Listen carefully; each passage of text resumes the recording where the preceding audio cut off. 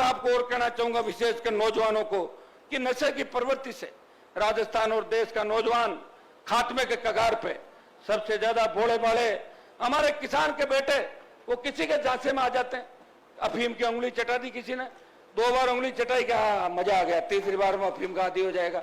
इसमें एक MD, cheers, गांजा, मेरे विरोधी तो मेरे लिए भी कह देते हैं कि हनुमान जी इतना कैसे घूम रहे कि अफीम खाते हैं, देखो दिमाग खराब हो रहा है उन लोगों का। अरे अगर मैं ही अफीम खाता तो फिर मैं सत्ता के अंदर कभी का चला जाता। अफीम खा के 2003 में ही सत्ता में थे, मना कौन कर रहा था? अफीम खाता और वसुंधरा के साथ घूमता, कौन मना करता? मुझे कोई करता क्या? मैं 2003 में चला जाता, फिर मेरे 20 साल खराब क्यों करता मैं? ये विरोधियों की बातें, उनको तकलीफ है, ये क्यों घूम रहा है, ये क्यों जगा रहा है, ये क्यों होशियार कर रहा है। ये होशियार करा हमें भी जाना पड़ता है। लोग कहते हैं हनुमान जी घूम रहे हैं, आप क्यों नहीं घूम रहे हो? तो बड़े बड़े वोट नहीं देंगे, इसलिए वो जा रहे हैं आपके बीच, जाके इस तरह की बातें करेंगे। आप चिंता नहीं करें, मेरे से रात को 2 बजे भी आप मिलते हो, दिन में भी मिलते हो, और ये चिंता जरूर मेरी करते हो कि हनुमान जी किस मिट्टी के बने हैं, जो रात को चलते हैं, दिन में चलते हैं। और सरकार मेरी नहीं है, फिर भी मेरे पास कोई व्यक्ति आता है, मैं मना नहीं करता कि आपका काम नहीं करूंगा। मैं फोन उठाता हूं, एसपी, आईजी, डीजी, कलेक्टर, जिसको फोन करना होता है फोन करता हूं। गरीब को गणेश मान के सेवा करता हूं, और इसी का परिणाम है क्या तपती धूप के अंदर अपने भाई को आशीर्वाद देने के लिए हजारों लाखों की तादाद के अंदर खड़े हो। मुझे याद है जब 2018 के अंदर बीकानेर की रैली हुई थी, वो रैली सबसे बड़ी रैली थी। उस जो मेडिकल कॉलेज का ग्राउंड था, उसको न तो कोई भर पाया और न कोई भरेगा। हाँ, कुर्सियां लगा के तो भर सकते हैं, सही बात है, कुर्सियां लगा दो थोड़ी थोड़ी होकर, जैसे मोदी की सभा में कुर्सियां लगाते हैं। और भाजपा की सभाओं का ट्रेंड है कि 10,000 कुर्सी लगा देंगे और उस भीड़ को 1 लाख बता देंगे।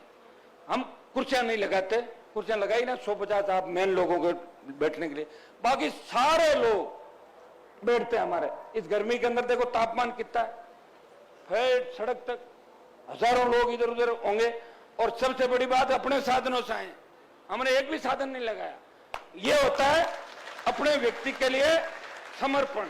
और मुझे पूरा विश्वास है कि डूंगरगढ़ का 1 लाख वोट और शेड्यूल कास्ट का 50,000 वोट, और हमारे जो भाई हैं सिद्ध, ये तो हमारा खून का रिश्ता है, सिद्ध, जड़, सिख, विष्णु, ये तो सब अपने एक हैं। ये मेघवाल लोग आ जाएंगे, नाइक बावरी समाज के लोग आ जाएंगे, ओबीसी के हमारे भाई आ जाएंगे। डूंगरगढ़ के अंदर तो ब्राह्मण बनिया तमाम समाज मेरे से कांटेक्ट है। वो कहते हैं कि साहब विकास कराओ, 70 साल में कुछ भी नहीं हुआ। आपके यहाँ एमएलए मैंने देखे कई लोगों को, तो किस तरह के विधायक चुन चुन के आप भेजते हो जो मजाक के पात्र बन जाते हैं राजस्थान के अंदर। तो ऐसा काम हमें नहीं करना है। इस बार एक चीज तय करनी है कि हमें राष्ट्रीय लोकतांत्रिक पार्टी का विधायक डूंगरगढ़ से बनाना है। मैं आपको विश्वास दिलाता हूं कि मारवाड़ से तूफान चलेगा। मारवाड़ कहां है वो भी बता दूं मैं आपको। आप थोड़े से मारवाड़ के कोने पे हो, सुजानगढ़, डूंगर, वैसे मारवाड़ में आते हो आप लोग, थोड़ा सा ही मानते में थोड़ा सा हटके। नागौर, जोधपुर, बाड़मेर, जालोर, सिरोही, पाली, 43 सीटें मारवाड़ की और 35 सीट पे राष्ट्रीय लोकतांत्रिक पार्टी 1 नंबर और 2 नंबर पर रहेगी। 35 सीटों पे 25 से ज्यादा सीटें मारवाड़ के अंदर जीतेंगे। एक एक दो दो तो आप भी निकालोगे कि नहीं निकालोगे? 2-3 बीकानेर से निकालना, हनुमानगढ़, गंगानगर, चूरू से बैठे, चूरू, सीकर, झुंझुनू, जयपुर, अजमेर, भीलवाड़ा, चित्तौड़, टोंक, भरतपुर, अलवर। बन गई सरकार आपकी? कैसे नहीं बन रही बताओ? कई जगह वोट ले लेंगे और जहां ठीक ठाक वोट है वो दे देंगे अपने भाइयों को। मिलते जुलते भाई आ जाएंगे अपने सारे के सारे। ये चौमू से बैठा मेरे छुट्टन यादव, आप बताओ, इसने 45-50 हजार वोट लिए।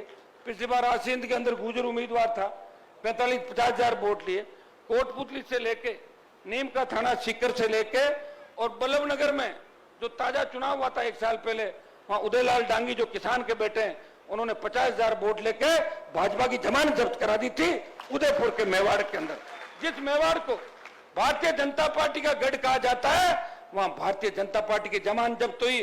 और लगती दरियावत ट्राइबल की सीट थी, उसमें आरएलपी बीटीपी का समर्थित उम्मीदवार भाजपा को 3रे नंबर पर धकेलता है। भाइयों, अपनी ताकत को पहचानो, एक ही चीज तय कर लो। अगर कोई भाई कांग्रेस के अंदर बैठा है, अपना काम निकाल रहा है, तो 2-1 महीने काम निकाल लो। जैसे ही आचार संहिता खत्म हो, टूट पड़ो अपने भाई की तरफ, सारे आरएलपी के अंदर आ जाओ। कोई बीजेपी के अंदर बैठा है, कोई अर्जुन राम मेघवाल से काम निकालना चाहता है, निकाल लो, मेरे कोई दिक्कत नहीं, लेकिन वो काम निकलेंगे नहीं उससे, ये भी मैं आपको, मैं जानता हूं उनको। काम निकाल लो, मौका लगते ही अपने भाई की मदद कर दो। जब मैं तुम सब के लिए अपना जीवन समर्पित करके सत्ता छोड़ के लड़ाई लड़ रहा हूं, तो तुम